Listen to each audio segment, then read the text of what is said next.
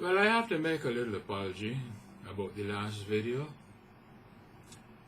When I have up the backing track on the screen, I cannot see the webcam's monitor. So I don't know where I am, if I'm in the picture or not, or more particularly, if the fretboard was in the picture. Anyhow, I believe you are getting the message and the feeling, and I realize that you are understanding that blues improvising is almost elementary. Once you get your foot in the door, so to speak, you can be off and running very quickly. Now, notice this. We are using the pentatonic scale, the pentatonic major, and 2 blue notes and a color note, C. Yet you can see how you can put together peachy phrases with just these few notes.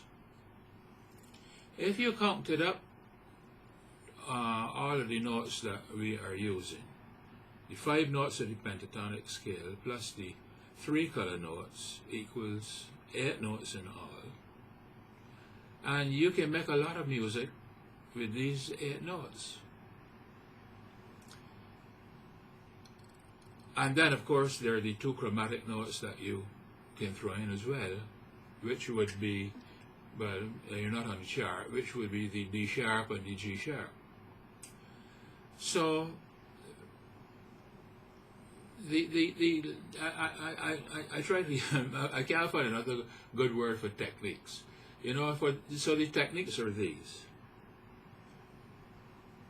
You're using chromaticism. You syncopate your phrases. You use silences and repetition. You know, and by the time that you use those little techniques, you can do a lot of rock and rolling just with those few notes.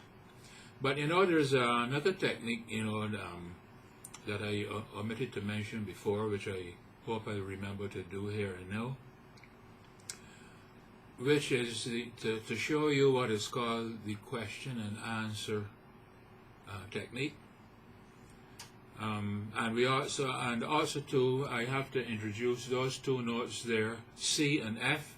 We haven't used those 2 notes there in our little practicing, so I need to throw those 2 notes in as well. Well, I believe that you're probably getting tired of seeing my hat, so I'm going to turn the webcam on the chart, and I'm going to try to conclude this how to begin improvising series with this video. But what I'm also going to do is following. I'm going to put up a 12-bar blues progression here on a video using the BAJAN in the box software.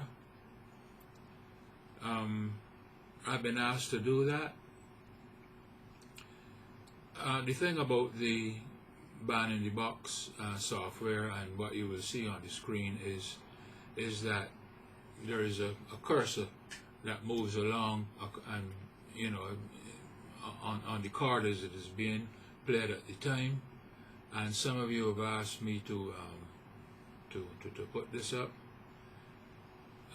so I'm going to do that.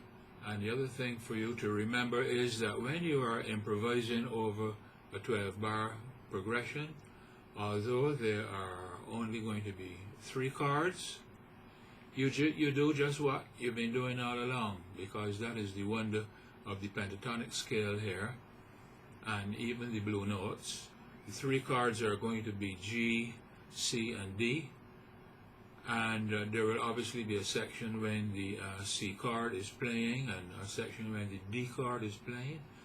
If you feel like when the C chord is being played, you can use the C note, a little bit more generously in your phrases, as well as when the D chord is being played. You might like to throw in the D here and there, but that's not essential. That's just something you can do. You are always going to know how you're doing because your ear is going to tell you. Okay? Your ear will always tell you what is sounding best. Okay? Anyhow, let's go over to the camera. Let me see. I get a little difficulty here sometimes. Right.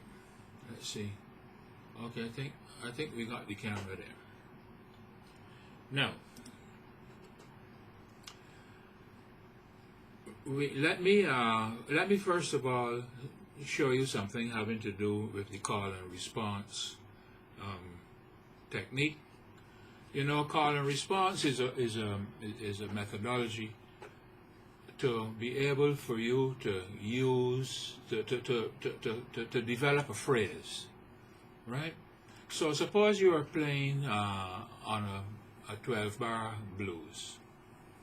12-bar blues obviously has 12 bars, but it is arranged in such a way, it is arranged like in 3 sections of 4 bars each. Right? There's the first 4 bars, the second 4 bars, and the third 4 bars. So you usually have a question that is asked and answered in the first 4 bars, and then you can repeat that, either ask and answer the same question in the second 4 bars, or you can make a variation, and then you could say the whole thing is resolved in the last 4 bars. So let me see if I can figure out something here to illustrate what I'm saying, right? Suppose we play these notes, right, and we'll call them a question. Well, this is G, A, and B flat. So right? That's a question. And then you could answer it by saying something like, so we would have, and then we would have, okay? And now you want to be able to resolve it, so the resolution could go something like,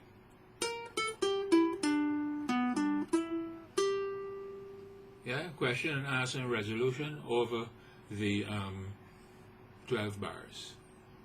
Right. Well, now, we have to deal with the note F, which is going to be down here if you were using a guitar, and we have the note C here.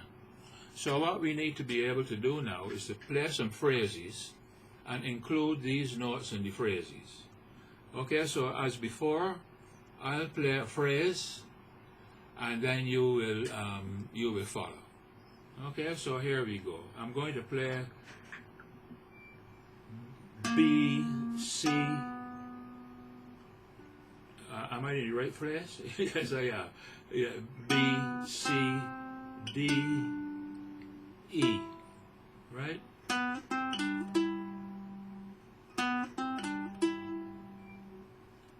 B, C, D, G.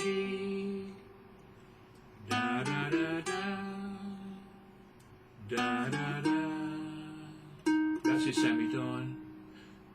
Da da da da da. Da da da da. Da da da da da. F. D D D D D. B C D E F.